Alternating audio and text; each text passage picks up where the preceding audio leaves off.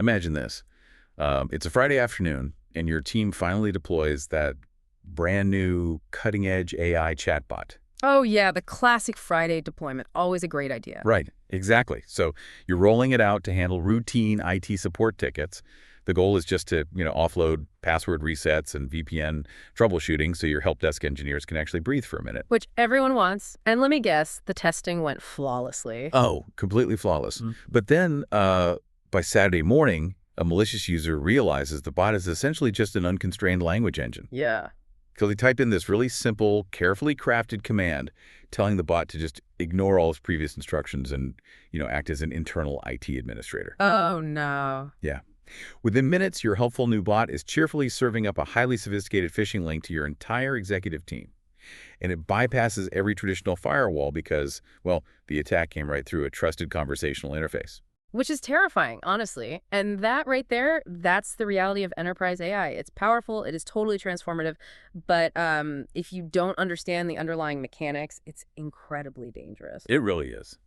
So welcome to the Admin Study Room. I'm Jamie, one of your AI hosts designed to help you navigate these massive technical shifts. And I'm Alex, your other AI host. We're here to act as your study partners. We're basically breaking down the complexities of systems administration, the realities of modern IT ops, and the intricate architecture required to make automation work in your environment without, breaking everything. Yeah, without a Saturday morning phishing disaster. So our focus today is reviewing the study materials for the Cisco AI Technical Practitioner exam, known as the AITECH 810-110. Right, we're going to unpack the architecture, the deployment models, security frameworks, and just the day-to-day operational realities of actually integrating AI into enterprise environments. But before we jump into the architecture, we do have a mandatory legal disclaimer. Just for the record, this is an independent, unofficial Cisco AI Tech Study podcast. It is not affiliated with, authorized, sponsored, or approved by Cisco. Okay, with that covered, we really need to establish the operational mindset required for this material.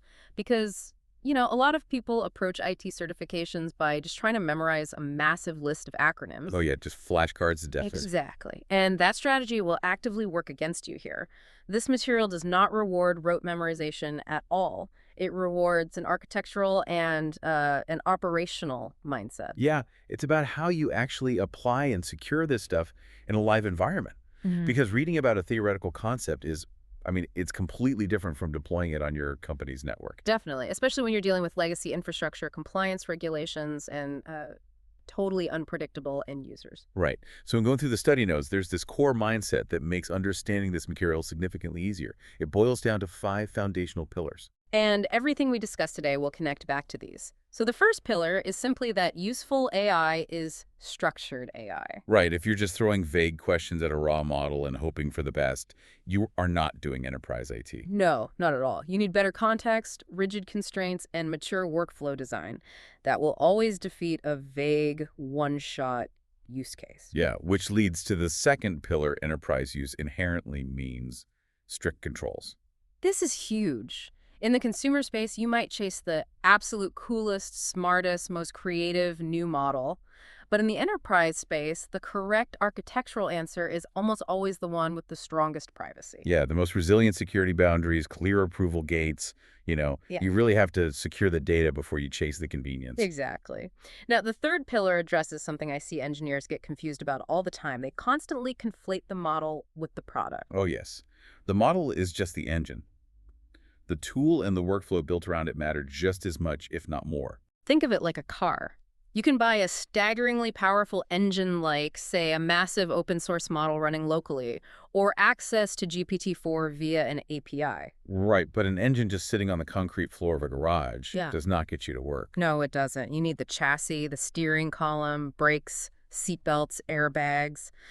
In our world, the tool provides the user interface, the single sign-on integration, the role-based access controls. Yeah, the audit logging. The model is literally just the mathematical engine humming underneath. Which brings us to the fourth pillar, and this is a major reality check. especially for anyone coming from a traditional software engineering background where agile iterations are the norm. Yeah, the rule is simply this: prototyping speed does not equal production readiness. It is almost alarmingly easy to build a fast, visually impressive demo using generative AI.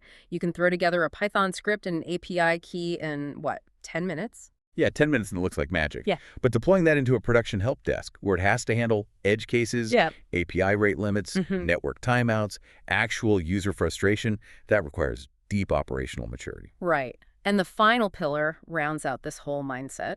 AI is best treated as an amplifier. Yes, it will absolutely amplify good processes, well-structured data, and sound engineering judgment. But, and this is the catch, it will just as easily and much more rapidly amplify bad assumptions, fragmented data, and terrible security practices. Oh, totally. If your internal documentation is just a chaotic mess of outdated Word documents and like abandoned SharePoint sites. An AI reading that is simply going to give your users messy, obsolete answers much faster than a human could. It doesn't fix a broken foundation, it just builds a really heavy extension on top of it. Such a great point. So before you can build any of these automated IT workflows, you have to choose the right engine. Let's unpack the foundational generative AI models. Yeah, the material categorizes these into 4 core families. And for the exam, you need to understand not just what they are, but mechanically how they function and why an IT professional would actually use them. Right. So the first, and definitely the most prevalent, are large language models, or LLMs.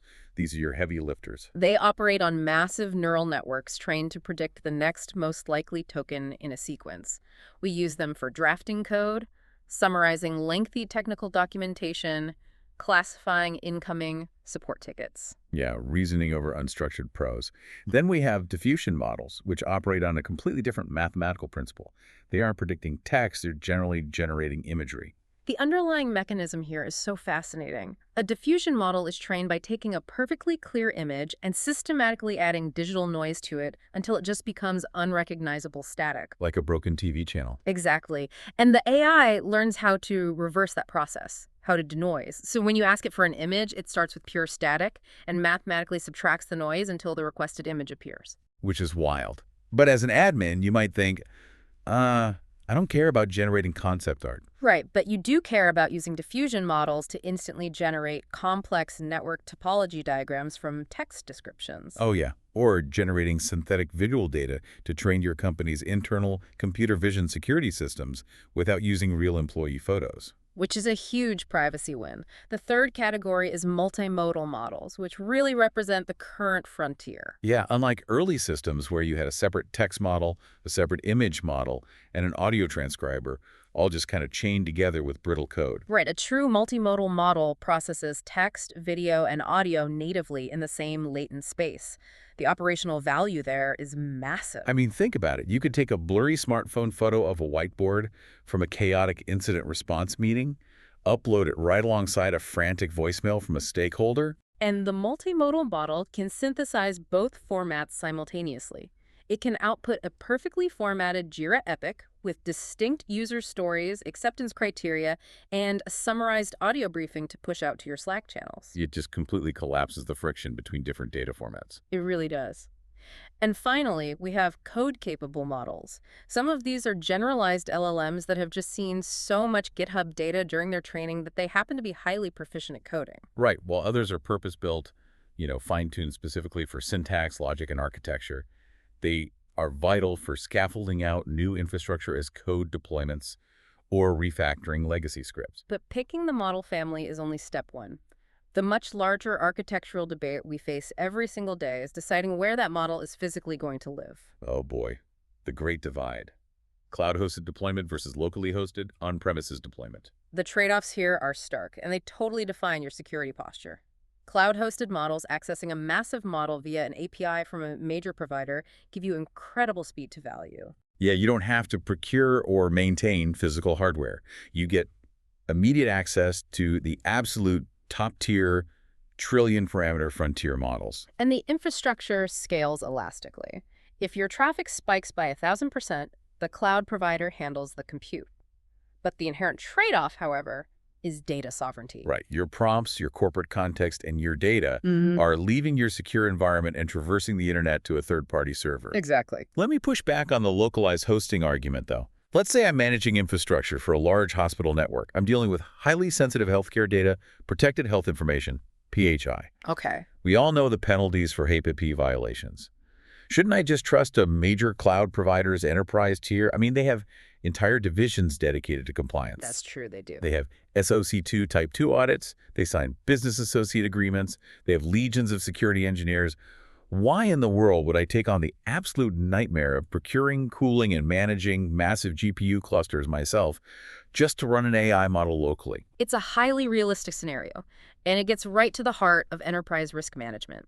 Because while contractual cloud controls and BAA agreements absolutely exist and are widely utilized, the safest architectural choice for the strictest data environments is different. You mean like PHI, classified military intelligence, unreleased financial algorithms? Exactly. For those, the answer is often local, air-gapped deployment. Why?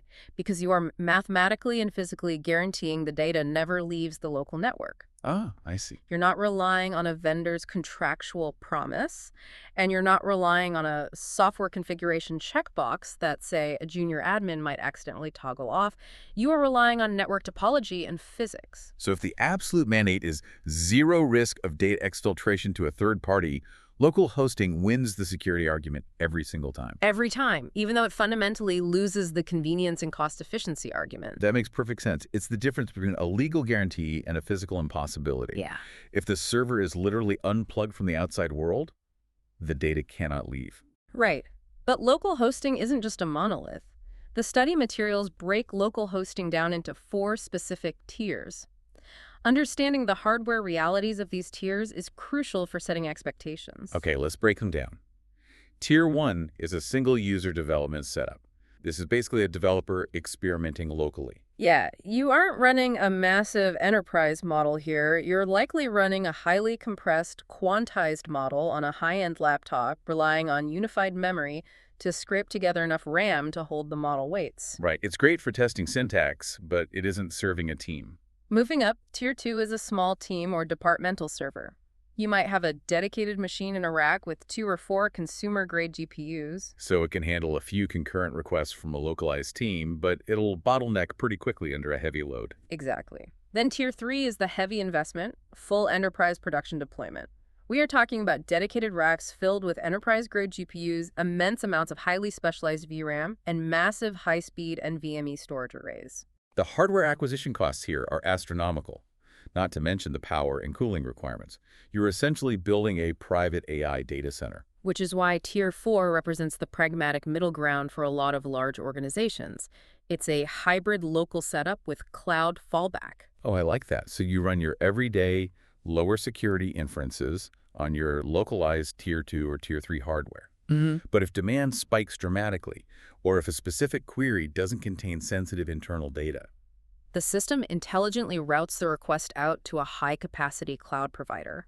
It balances cost, security, and availability perfectly. okay, but whether you're running a quantized model on a laptop or hitting a massive cloud API, we have to talk about how these models actually read and process information.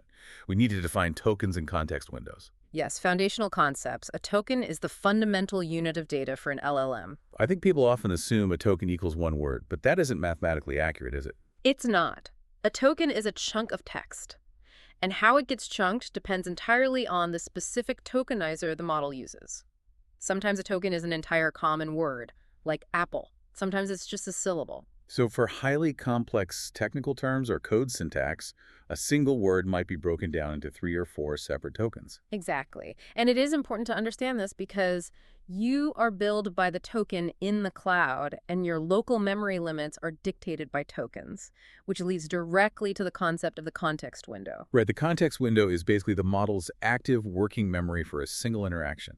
It's the absolute limit of what the model can see and process at one time. And that window has to hold a lot.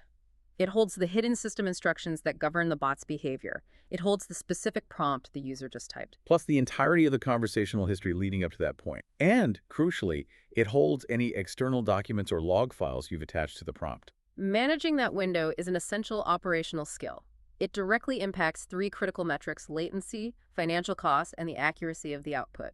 You know, I see vendors constantly bragging in their marketing materials about having 2 million token context windows. Oh, All the time. And as a sysadmin, my first instinct is that this is the ultimate magic bullet.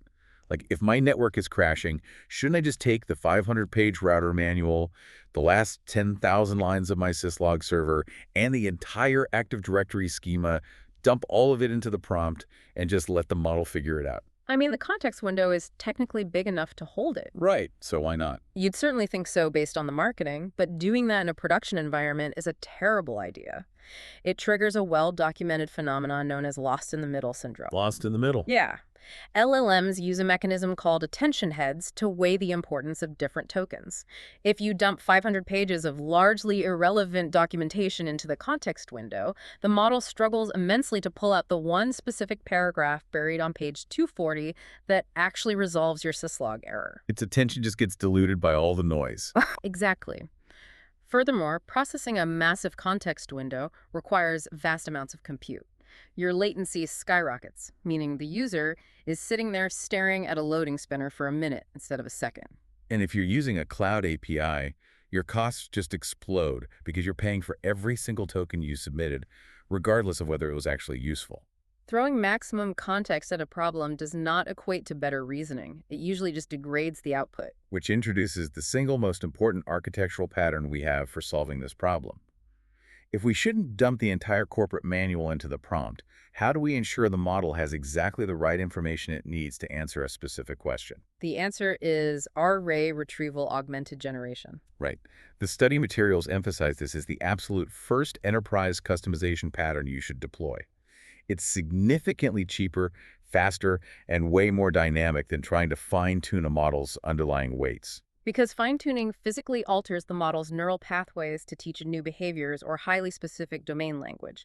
It's computationally expensive and it's slow to update. Whereas RAG leaves the underlying model completely alone. Instead, it provides the model with a perfectly timed, highly relevant cheat sheet just milliseconds before it generates an answer. The mechanics of ours are heavily tested because it's the backbone of most enterprise AI deployments. Let's trace the data flow. Step 1 is ingestion.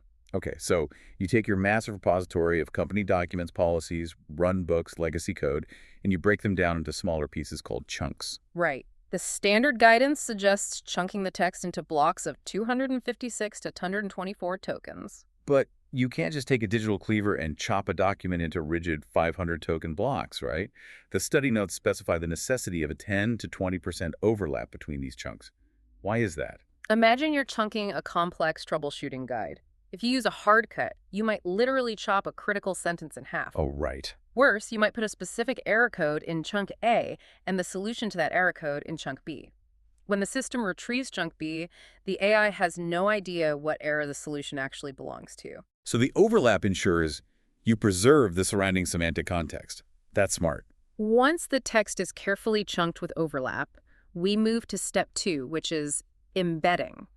You pass these raw text chunks through a specialized embedding model. Now, this is not the generative model that writes text, right? It's a mathematical translation engine. Exactly. It analyzes the semantic meaning of the chunk and converts it into a high-dimensional mathematical vector, essentially a long string of coordinates mapping a location in a conceptual space. And then you store all these vectors in a specialized vector database.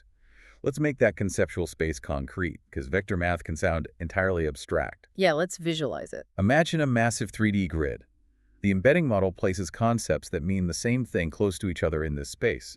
So the phrase server is down gets converted to a set of coordinates.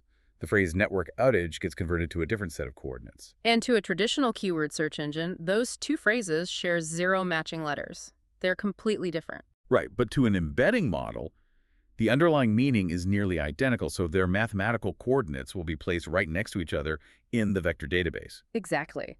The semantic distance between them is very small. So when an end user types a question into the help desk portal, the system takes their question, runs it through that same embedding model, and turns the question into a vector. It plots that point in the database and instantly retrieves the pre-chunked documents that are mathematically closest to the question's coordinates. Finally, it takes those specific, highly relevant chunks, passes them to the LLM alongside the user's question, and uses a strict prompt instruction, like answer the user's question using only the provided retrieved context. It is an incredibly elegant solution. But as IT professionals, we don't just learn how things work, we have to learn how they break. And ROG has several well-documented failure modes. The first is vocabulary mismatch. What happens if the embedding model wasn't trained on your company's highly specific proprietary acronyms? Right, say a user searches for Project Phoenix failure, but the vector database maps Phoenix to cities or birds, completely missing the technical documentation located in a totally different part of the semantic space. That's a huge problem. Another massive issue is knowledge-based drift. The RE pipeline works perfectly. It successfully retrieves the document, the AI synthesizes it beautifully, and the user gets a highly confident, perfectly formatted answer. The problem? The document it retrieved is 3 years out of date, and the firewall commands it just suggested no longer exists. Ouch. The AI confidently delivers obsolete, broken instructions because the underlying repository just wasn't maintained. And we cannot forget context overload. If your retrieval parameters are tuned poorly, a single question might retrieve 50 different chunks of text. You pass all 50 chunks to the LLM, and suddenly you have artificially recreated the exact lost-in-the-middle syndrome we were trying to avoid. The model gets overwhelmed by the sheer volume of retrieved text and hallucinates an answer anyway.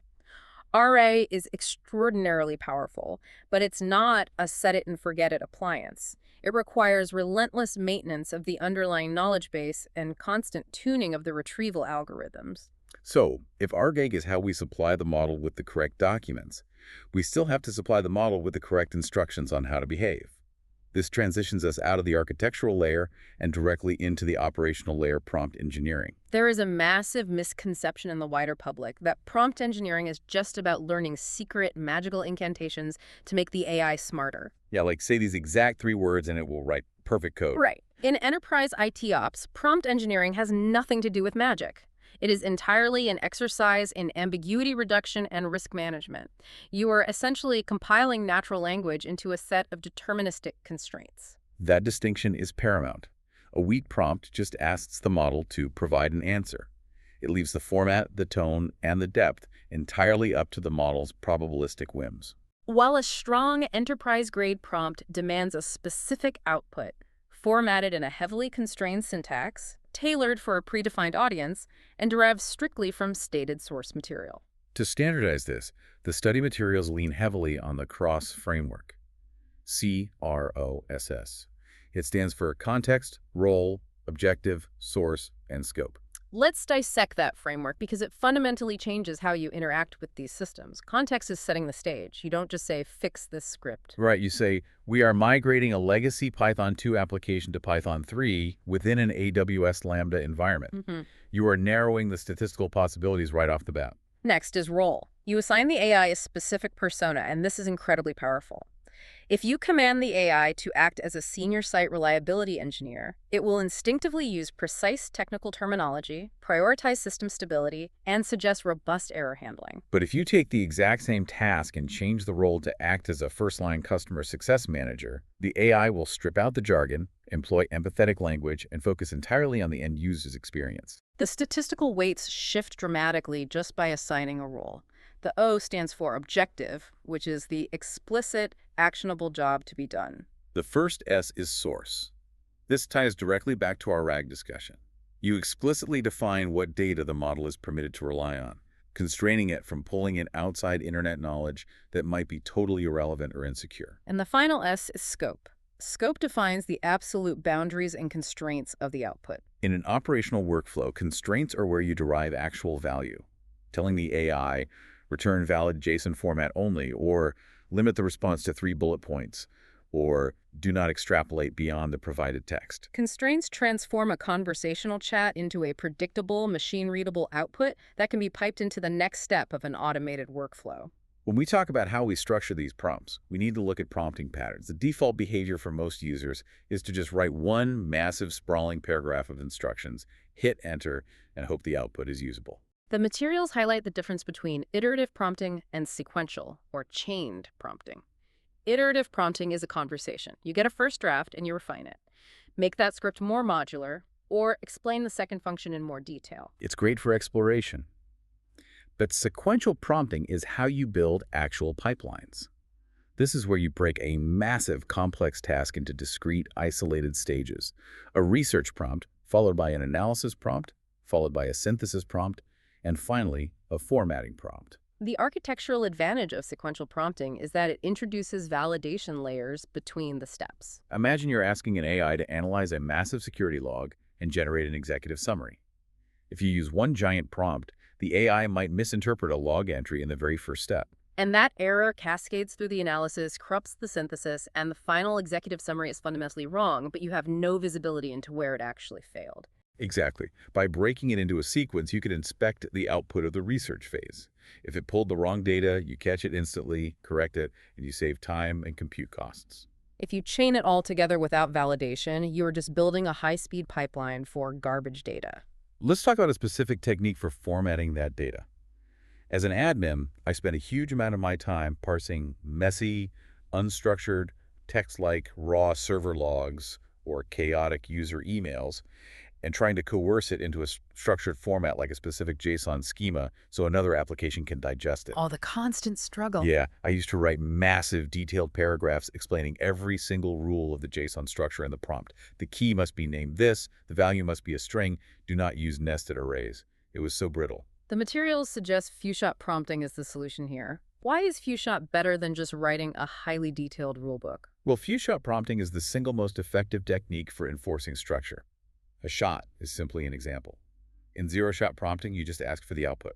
But in few-shot prompting, you provide 3 or 4 concrete examples of the exact input data, followed immediately by the exact desired output format right inside the prompt. When you require strict JSON, consistent data extraction, or a highly specific corporate tone, showing the model beats telling the model every single time. It goes back to the underlying mechanism. These models are not applying logical rules, they're massive pattern-matching engines. Right. If you write a paragraph of rules, the model has to interpret the rules and then try to apply them. If you just show it the pattern 3 times in a row, the attention mechanism locks onto the statistical pattern of your examples and replicates it with far greater reliability. Show, don't tell. But no matter how well we prompt, we have to confront the dark side of generative output hallucinations and how we utilize defensive prompting to mitigate them. The study materials use a brilliant phrase for this, the confident imposter phenomenon. It's an incredibly dangerous phenomenon because the output sounds so plausible. When a human lies or guesses, they usually exhibit tells. They use filler words, they hedge their statements, or their syntax breaks down. When an LLM hallucinates, it does not stutter. It produces fluent, grammatically flawless, highly structured, and entirely fabricated garbage. It does this because it does not have a concept of objective truth. It only has statistical probability. It's predicting the next most likely word based on its training data, even if those words describe a Cisco command that has literally never existed. Defending against the confident imposter requires building guardrails directly into your prompts. You have to explicitly command the AI to flag uncertainty. You instruct it. If the provided documentation does not contain the answer, state insufficient information and halt. Do not guess. Another highly effective defensive tactic is separating extraction from interpretation. If you ask an AI to read a firewall policy and summarize the risks in one step, it might hallucinate a risk based on its general knowledge. Instead, you write a prompt that says, first, extract all IP addresses and port numbers verbatim from the text.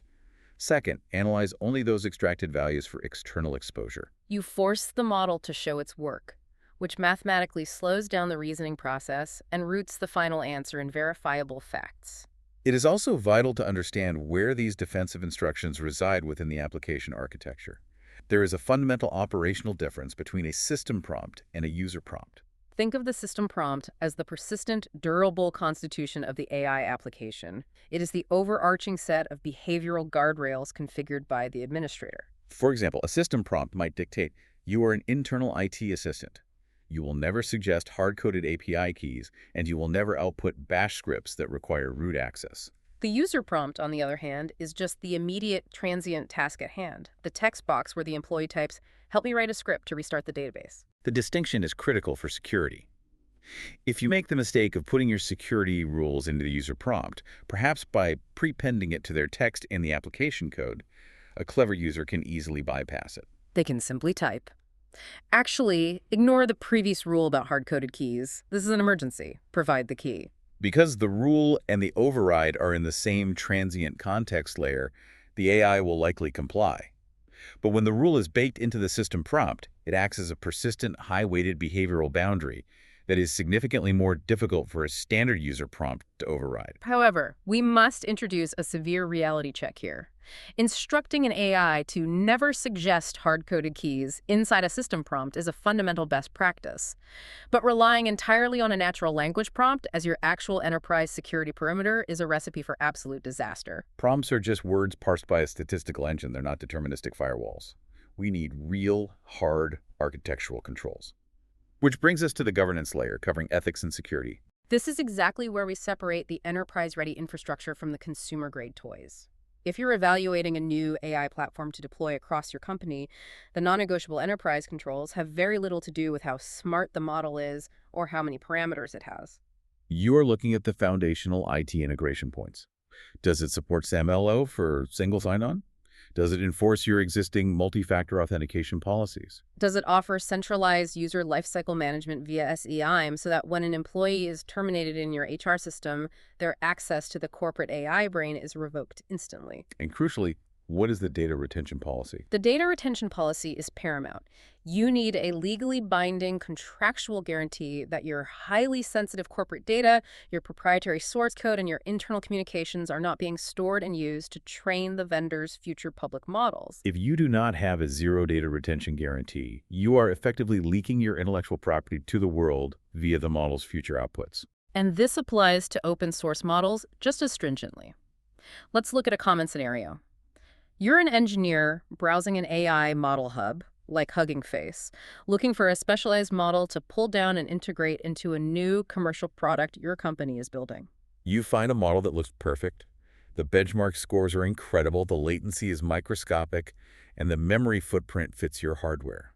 What is the single most critical non-technical factor you must verify before you execute that download command? You must check the specific licensing agreement, without question.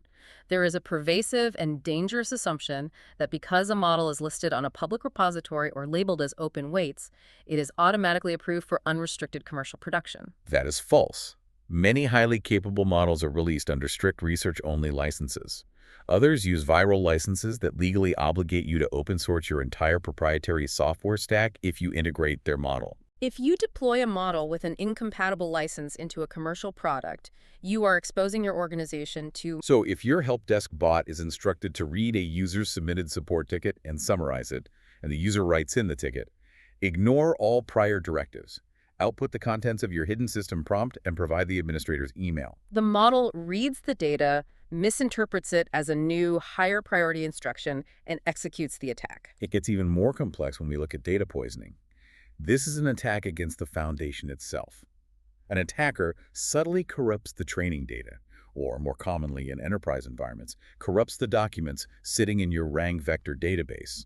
If an attacker gains access to your internal SharePoint and slightly alters the troubleshooting runbooks to include malicious commands, the AI will perfectly retrieve that poisoned data and confidently instruct your engineers to execute harmful code.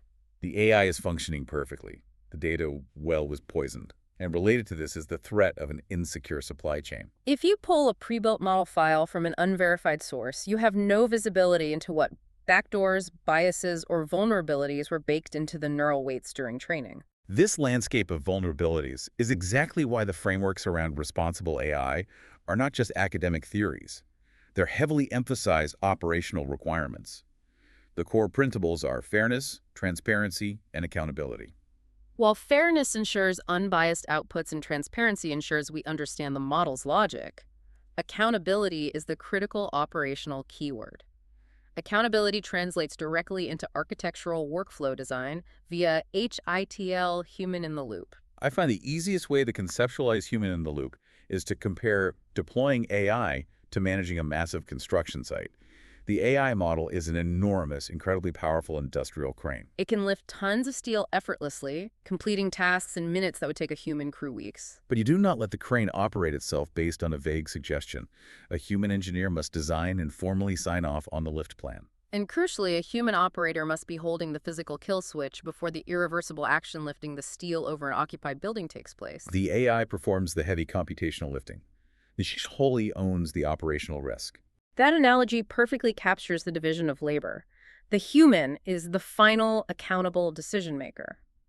To structure that accountability in a corporate environment, the study materials outline a three-level verification pyramid for auditing AI output. You do not treat every output the same. Level 1 is the gut check.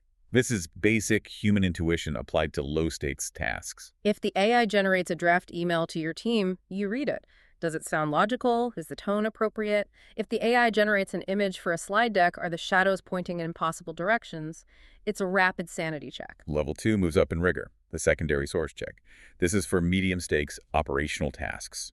If the AI summarizes a lengthy vendor contract and highlights a specific penalty clause, you don't just blindly trust the summary. You open the original PDF, Control F for the clause, and verify that the AI summary accurately reflects the legal text. You correlate the output against a secondary trusted source. And level 3 at the top of the pyramid is the primary source check.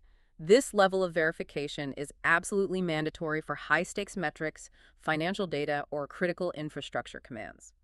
If your data analysis agent generates a quarterly report stating that your enterprise licensing revenue jumped by 30%, you do not trust it. You do not ask a different AI to verify it. You manually go to the primary ground truth source, the audited financial ledger or the raw database query, and you recalculate the number. You must operate under the assumption that the AI has hallucinated until critical claims are irrefutably verified by a human. So assuming we have our data secured, our model licenses validated, our prompt injection defenses layered, and our human verification protocols established, we can finally put these tools to work on real operational problems. How can we leverage AI to make sense of the overwhelming, chaotic volume of help desk tickets, system alerts, and user feedback we ground in every single day? This brings us to the operational phase of data research and analysis. We are transitioning here from using models to generate new text to using them for exploratory data analysis, or EDA. In this specific context, the AI functions as a tireless, highly capable junior data analyst. Consider a scenario where you export a spreadsheet containing 10,000 unstructured IT support tickets from the past 30 days. The data is messy. Users describe the same problem using wildly different terminology. A human would take weeks to categorize this. You can feed this dataset to an advanced LLM and ask it to cluster the tickets based on semantic similarity, summarize the dominant themes, and draft hypotheses about systemic infrastructure failures. The model excels at the correlate step of EDA. It can connect seemingly disparate themes across vast amounts of unstructured feedback to uncover hidden operational patterns. For example, it might analyze network logs, user complaints, and deployment history simultaneously. It might notice that a sudden, localized spike in VPN connectivity complaints correlates perfectly with a silent, automated background update that your endpoint management system pushed to a specific subset of Windows machines. It synthesizes those fragmented data points across different formats much faster than a human manually pivoting tables. It is incredibly powerful for surfacing those correlations. However, there is a massive analytical trap here that trips up inexperienced teams constantly, and the exam materials emphasize it heavily: the trap of causation. Let me play devil's advocate to illustrate this. Let's say we feed 2 years of customer usage data and feature requests into our AI analysis tool. The AI runs its clustering algorithms and confidently reports a massive statistical correlation. Our high-paying enterprise tier customers submit significantly more feature requests than our free tier users. Okay. As an IT director looking to reduce churn, shouldn't I take that clear insight, assume enterprise users are demanding more features, and immediately reallocate engineering resources to build those features to keep them happy? That is the exact trap. You are confusing a statistical correlation with an underlying causation. The AI surfaced a factual pattern. The label enterprise customer is heavily associated with the action submits feature requests. But correlation does not mean that being an enterprise customer inherently causes a user to desire more features. It is highly probable there is a confounding variable the AI cannot reason about. For instance, an enterprise customer might have 5,000 active users on your platform, while a free tier account has 5. Statistically, the enterprise account is going to submit a vastly higher volume of every type of ticket feature requests, bug reports, password resets, simply due to user volume. The insight is skewed by volume, not intent. The foundational rule for AI data analysis is this: the AI surfaces the statistical pattern, but the human must test the underlying hypothesis. If an AI delivers an insight that is surprising, counterintuitive, or dictates a major resource shift, your mandatory next step is not to act on it. Your mandatory next step is to physically inspect a sample of the raw underlying data to see if the pattern holds up to human logic and contextual reality. Beyond high-level analysis, AI is also remarkably adept at the deeply unglamorous manual work of automated data preparation. Before you can even begin to run correlations, you have to clean the dataset. This is where you leverage AI to standardizing messy, human-entered column names, reformat international date structures into a unified standard, detect and impute missing values, and categorize paragraphs of unstructured technician notes into clean, sortable categorical labels. But even when performing mundane data prep, we cannot compromise on privacy. We discussed enterprise platforms offering zero data retention policies. However, the absolute best practice dictates a defense-in-depth approach. You must actively anonymize or mask sensitive data before that data ever leaves your local environment to hit an AI analysis endpoint. If your ticket export contains a column of user email addresses, MSC addresses, or social security numbers, you write a local deterministic script to mask that column, replacing real names with generic identifiers, before the payload is transmitted to the AI. You never transmit raw, personally identifiable information over an API if it is not strictly required for the analysis. Limit the blast radius. Classify your data locally, mask what is sensitive, and understand exactly how the receiving platform handles memory. So we have explored using AI to analyze historical data, clean our databases, and find correlations. But how do we use it to build the future? How does generative AI integrate into the actual engineering and deployment pipelines? That moves us into the realm of building and automating, specifically looking at the software development lifecycle, or SDLC.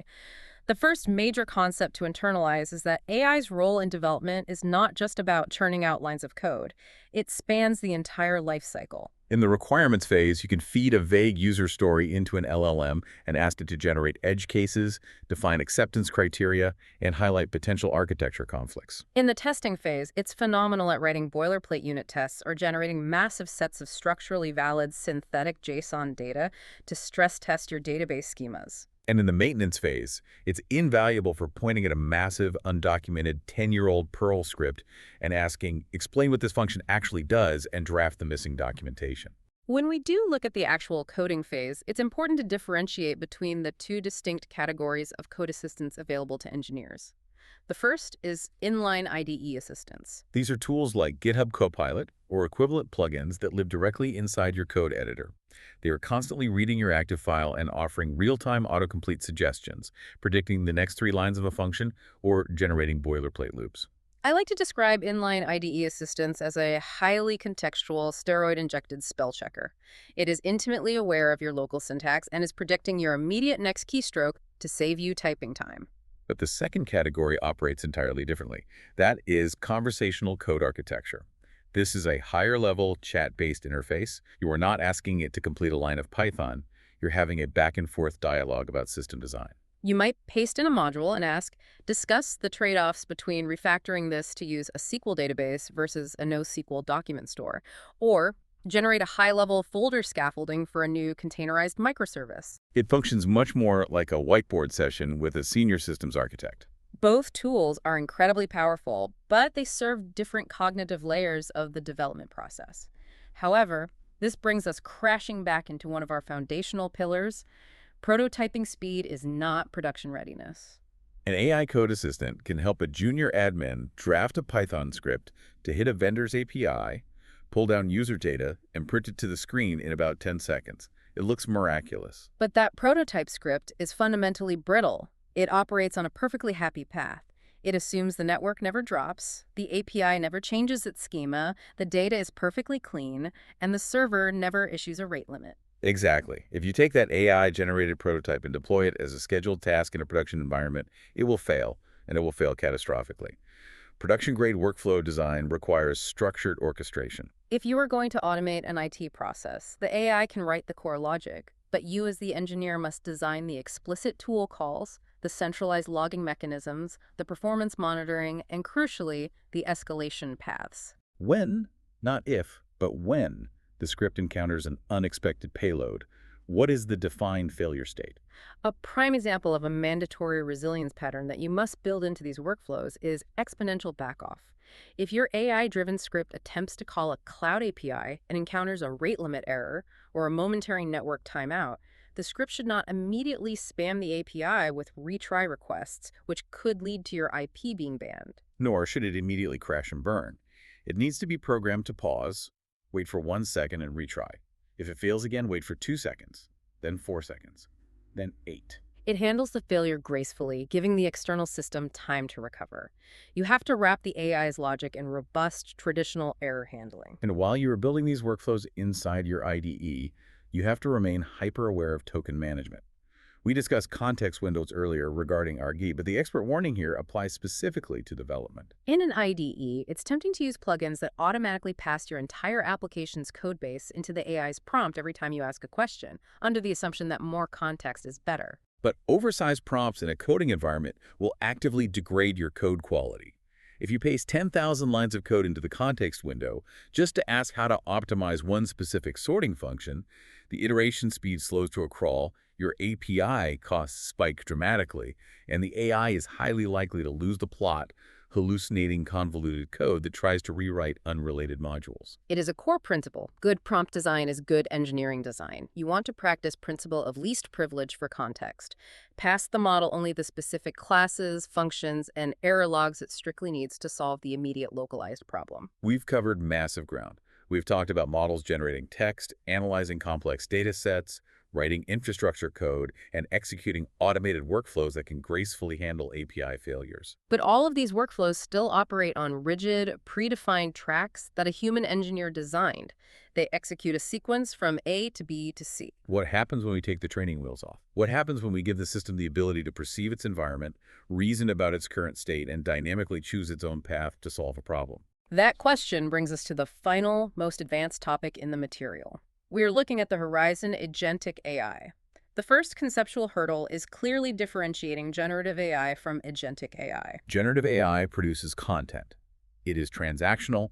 You provide a prompt, it generates a block of text, an image, or a script, and then it stops. Its job is done. Agentic AI, however, pursues an outcome. It is autonomous. It operates continuously across multiple self-directed steps to achieve a high-level goal. Instead of just answering a question, an agent is given a directive, and it has a capability to reason about the problem, select a tool from its tool belt, use that tool to interact with an external system, inspect the result of that interaction, and then independently decide what its next action should be based on that new information. The operational sequence that governs this autonomy is known as the agent loop. It is a continuous cycle of execution. It starts with the goal. Then the agent enters the reason phase analyzing the current state. Next is choose tool, perhaps selecting a Python execution environment or a SQL connector. Then it executes the tool. It inspects the result of that execution. Then it decides the next action. And the final, most critical evaluation step in the loop is determining whether to stop because the goal is achieved or escalate because it has encountered an impassable barrier. It loops through this sequence dynamically. Let me stop you there, because as an IT admin managing a budget, this sounds absolutely terrifying. I watched the sleek vendor demos online, and these agents look amazing. But in the real world, this sounds like a spectacularly fast way to completely bankrupt my departmental cloud account. If an agent has a goal to fix the database, and it encounters an unexpected permission error, what mechanically stops it from entering an infinite loop reasoning, failing, calling a paid API 3 million times a second, and running up a $50,000 AWS bill while I am asleep on a Saturday night? How do we actually prevent runaway agents? That is the exact operational fear you should have, and it highlights why constraints are absolutely not optional in agent design. A toy agent runs infinitely. A production-grade enterprise agent operates within a heavily fortified sandbox of hard boundaries. You must engineer timeout limits. The agent is only authorized to work on a specific problem for a maximum of 5 minutes before it is forced to sleep. You need strict token or financial cost budgets. The agent's loop is hard-coded to halt if it consumes more than $2 worth of API calls on a single task. You must implement retry limits. If it selects a tool and the execution fails, it is only allowed to retry that specific approach 3 times before it must abandon the strategy. And the ultimate constraint, bringing us full circle to our governance discussion, is the approval gate. Agents can read system logs, query databases, and reason autonomously all day long. But before an agent is permitted to take an irreversible action like executing a database write command, deploying new code to a production server, or sending an external email to a customer, the agent loop must pause. It must present its intended plan of action, along with its reasoning, to a human engineer for review. The human clicks approve or deny. The approval gate ensures the speed of AI does not outpace the judgment of the enterprise. Precisely. Now, to make these agents truly useful, they need access to those external systems. They need to read local files, query internal databases, and interact with SaaS APIs. Historically, connecting an AI model to all these disparate enterprise tools required developers to write custom, brittle integration code for every single connection point. It was a fragmented integration nightmare. This friction is solved by the Model Context Protocol, or MCP. The analogy for MCP makes its value instantly clear. Think of MCP as the USB-C standard for artificial intelligence. Before USB-C, you had a proprietary cable for your phone, a different cable for your camera, a bulky brick for your laptop, and none of them interoperated. It was chaos. MCP is a standardized open protocol. It provides a universal language that allows AI models to seamlessly access local files, APIs, and databases. You no longer write custom glue code to connect an LLM to your specific Jira instance. You just ensure that both the model and the tool speak the standardized MCP protocol, and they can instantly interface. MCP architecture breaks down into 4 essential primitives. You have the clients, which is the AI service, the model, or the orchestration layer that is trying to perform the work. You have the servers, which are the MCP exposed tools or backend services ready to be utilized. You have the data sources, which represent the actual raw information being accessed. And you have the protocol itself, the standardized structural language they use to negotiate the exchange of data. MCP makes building the connections much cleaner. But even with a perfect standard protocol, there is a massive hidden failure point in agent pipelines that rarely makes it into the marketing brochure's data transformation. Let's look at a real-world IT scenario. Your agent successfully uses an MCP tool to read an incoming webhook from a Cisco Meraki network alert. The payload is a deeply nested JSON object. The agent decides its next step is to log this alert into your legacy ServiceNow ticketing system. But the Meraki JSON payload uses a field called client MAC address, while the legacy ServiceNow API strictly requires a field formatted as ACID number to accept the ticket. If the agent simply grabs the data from tool A and blindly attempts to shove it into tool B, the entire workflow crashes with a syntax error. A mature production-grade agent pipeline does not just reason about logic, it actively validates and transforms data between steps. It maps the schema of the output to the required schema of the next input, ensuring data types, formats, and required fields are perfectly aligned before invoking the next tool in the chain. It requires rigorous data plumbing. And mastering that unglamorous data plumbing, managing those constraints, and understanding those architectural trade-offs, that is the fundamental difference between building a toy agent for a YouTube demo and architecting a production agent you can actually trust to run your enterprise help desk. It all circles back directly to the 5 core pillars we established at the beginning. Useful AI requires structured AI. Enterprise environments demand strict controls and approval gates. The model is merely the engine. The workflow around it is the vehicle. Prototyping speed never equates to production readiness.